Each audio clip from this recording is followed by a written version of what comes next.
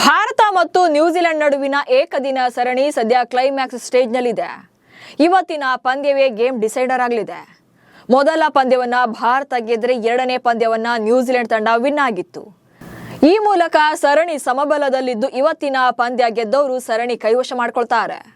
Bharat must and should ಈ ಪಂದ್ಯವನ್ನ ಗೆಲ್ಲಲೇಬೇಕಿದೆ. ಅದಕ್ಕೆ ಒಂದಷ್ಟು ರೀಸನ್ಸ್ ಕೂಡ ಇದೆ.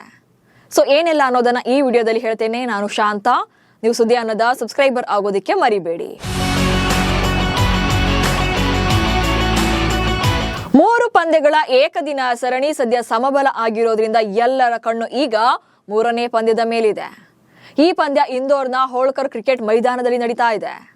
ಬ್ಯಾಟಿಂಗ್ ಫ್ರೆಂಡ್ಲಿ ಆಗಿರುವಂತಹ ಈ ಪಿಚ್ ನಲ್ಲಿ ಸಣ್ಣ ಬೌಂಡ್ರಿಗಳು ಇರೋದ್ರಿಂದ ಹೆಚ್ಚಿನ ಸ್ಕೋರ್ ಅನ್ನ ನಿರೀಕ್ಷೆ ಮಾಡಬಹುದು. ಸದ್ಯ 2ನೇ ಪಂದ್ಯವನ್ನ ಸೋತಿರುವಂತ ಭಾರತ ಭರ್ಜರಿ ಕಂಬ್ಯಾಕ್ ನಿರೀಕ್ಷೆಯಲ್ಲಿದ್ರೆ, ಅತ್ತ ನ್ಯೂಜಿಲೆಂಡ್ ತಂಡ ಕೂಡ 2ನೇ ಪಂದ್ಯದ ಗೆಲುವಿನೊಂದಿಗೆ ಸರಣಿ ಕೈವಶ ಮಾಡಿಕೊಳ್ಳುವಂತ ಟಾರ್ಗೆಟ್ ನಲ್ಲಿದೆ.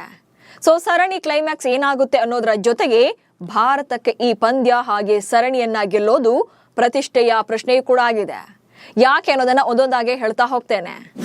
ಮೊದಲನೇದಾಗಿ ಏಕದಿನ ಮಾದರಿಯಲ್ಲಿ ಭಾರತದಲ್ಲಿ ಸರಣಿಯನ್ನು ಗೆಲ್ಲದಂತ ನ್ಯೂಜಿಲೆಂಡ್.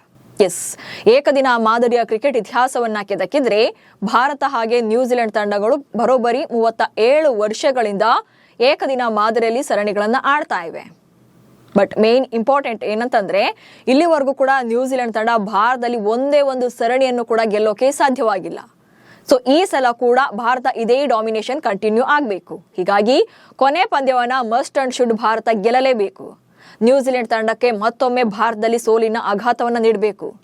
ಏನು ಇತಿಹಾಸ ಹಾಗೆ ನಡೀತಾ ಇದೆ ಅದನ್ನು ಕೂಡ ಮತ್ತೆ ಕಂಟಿನ್ಯೂ ಮಾಡಬೇಕು. ನ್ಯೂಜಿಲೆಂಡ್ ತಂಡ ಭಾರತದಲ್ಲಿ ಏಕದಿನ ಸರಣಿನ ಗೆದ್ದೇ ಇಲ್ಲ ಎನ್ನುವಂತ ಇತಿಹಾಸ ಹಾಗೆ ಮುಂದುವರಿಬೇಕು.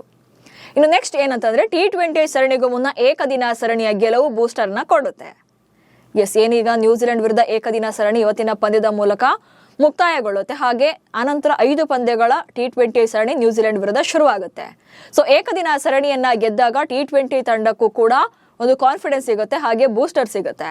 ಜೊತೆಗೆ 2 ತಂಡಗಳು ಕೂಡ ಸೇಮ್ ಆಡ್ತಾ ಇರುವಂತಹ 4 ಪ್ಲೇಯರ್ಗಳಿದ್ದಾರೆ. ಅಂದ್ರೆ T20 ಹಾಗೆ ಏಕದಿನ ಮಾದರಿ 2 ತಂಡಗಳಲ್ಲಿ ಇರುವಂತಹ 4 ಪ್ಲೇಯರ್ಗಳಿದ್ದಾರೆ. ಹೀಗಾಗಿ T20 ಗೆಲ್ಲೋಕ್ಕೂ ಕೂಡ ಅವರಿಗೆ ಒಂದು ಕಾನ್ಫಿಡೆನ್ಸ್ ಜಾಸ್ತಿ ಆಗುತ್ತೆ. ಇನ್ನು ನೆಕ್ಸ್ಟ್ ಏನಂತಂದ್ರೆ, ಏಕದಿನ ಮಾದರಿಯಲ್ಲಿ ಭಾರತ ಡಾಮಿನೇಷನ್ ಕಂಟಿನ್ಯೂ ಆಗುತ್ತೆ.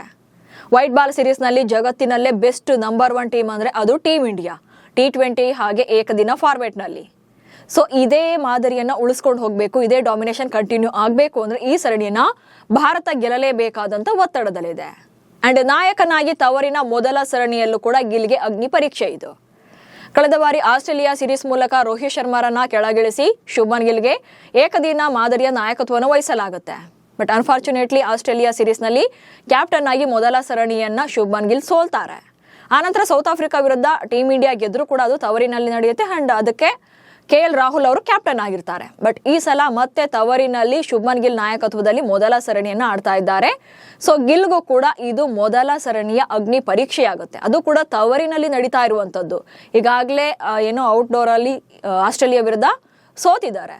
ಸೊ ಈಗ ತವರಿನಲ್ಲಿ ಭಾರತ ಗೆಲ್ಲುವಂತ ಹಾಗೆ ಭಾರತವನ್ನ ಗೆಲ್ಲಿಸುವಂತ ಸವಾಲು ಕೂಡ ಶುಭ್ಮನ್ ಗಿಲ್ ಮೇಲಿದೆ. ಇನ್ನು 2024ರ ಕೊನೆಯಲ್ಲಿ ಟೆಸ್ಟ್ ಕ್ಲೀನ್ ಸ್ವೀಪ್ ಸೋಲಿಗೆ ಸೇಡನ್ನ ತೀರಿಸಿಕೊಳ್ಬೇಕು.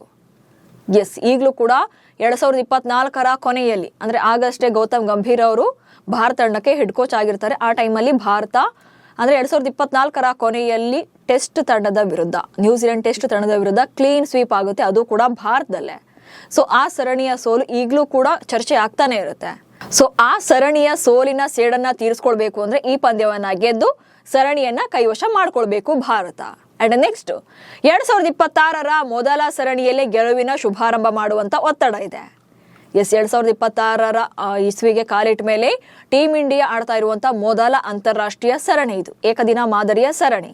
ಸೊ ಈ ಸರಣಿಯನ್ನ ಗೆದ್ದು ಈ ವರ್ಷದ ಮುಂದಿನ ಎಲ್ಲಾ ಸರಣಿ ಹಾಗೆ ಬಿಗ್ ಟೂರ್ನಿಗಳಿಗೆ ತಂಡದಲ್ಲಿ ಗೆಲುವಿನ ಶುಭಾರಂಭವನ್ನ ಮಾಡಬೇಕು ಅಂತಂದ್ರೆ ಈ ಸರಣಿಯನ್ನ ಭಾರತ ಗೆಲ್ಲಲೇಬೇಕಾದಂತ ಒತ್ತಡ ಇದೆ, ಶುಭಾರಂಭವನ್ನ ಮಾಡುವಂತ ನಿರೀಕ್ಷೆಯಲ್ಲಿದೆ. ಸೊ ಈ ಎಲ್ಲಾ ಕಾರಣಗಳಿಂದ ಭಾರತ ಈ ಪಂದ್ಯವನ್ನ ಗೆದ್ದು ಸರಣಿ ಕೈವಶ ಮಾಡಿಕೊಳ್ಳಲೇಬೇಕಿದೆ. ಹೀಗಾಗಿ ಬ್ಯಾಟಿಂಗ್, ಬೌಲಿಂಗ್ ಹಾಗೆ ಫೀಲ್ಡಿಂಗ್ ಎಲ್ಲದರಲ್ಲೂ ಕೂಡ ದಿ ಬೆಸ್ಟ್ ಪರ್ಫಾರ್ಮೆನ್ಸ್ ಬಂದ್ರೆ ಮಾತ್ರವೇ ವಿನ್ ಆಗೋಕೆ ಸಾಧ್ಯವಾಗುವುದು. ಕಿವೀಸ್ ಪಡೆ ಕೂಡ ಟಫ್ ಫೈಟ್ ಕೊಡೋದ್ರಿಂದ ಈ ಪಂದ್ಯ ರಣರೋಚಕವಾಗಿರೋದ್ರಲ್ಲಿ ಡೌಟೇ ಇಲ್ಲ. ನಮಸ್ಕಾರ.